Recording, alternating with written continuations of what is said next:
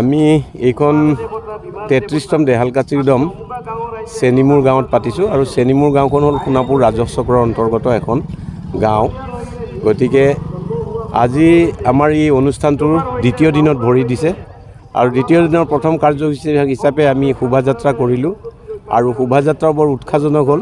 মানুহখিনি মানে স্বতঃস্ফূৰ্তভাৱে মানে শোভাযাত্ৰাত যোগদান কৰিছে, সেইটো কাৰণে আমি খুবেই আনন্দিত। আৰু এতিয়া এখন সভা হৈ আছে, ধৰ্মীয় আলোচনা সভা। সেই সভা পূৰ্ণগতিত চলিছে আৰু আপোনালোকে নিজেই দেখিছে মানুহ ৰাইজ কেউফালে উদুলি মুদুলি। গতিকে আমাৰ ভাবিছোঁ আৰু আজি এই সভাখনৰ লগতে সংগতি ৰাখি আৰু এখন মুকলি সভা আছে, য'ত আমাৰ মাননীয় মুখ্যমন্ত্ৰীও অহাৰ কথা দিছিলে আমাক, কিন্তু তেখেতৰ কথাটোত অকণমান এতিয়াও তথাপি এটা ক্ষীণ এটা আশা এতিয়াও ৰৈ আছে। আমি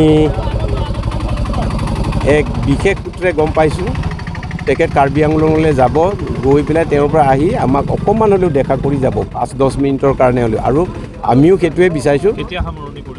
এইটো পৰহিলৈ কাইলৈ সামৰণি পৰিব। আজিৰ দ্বিতীয় দিন, এইটো 3দিনীয়া কাৰ্যসূচীৰে কৰা হয়।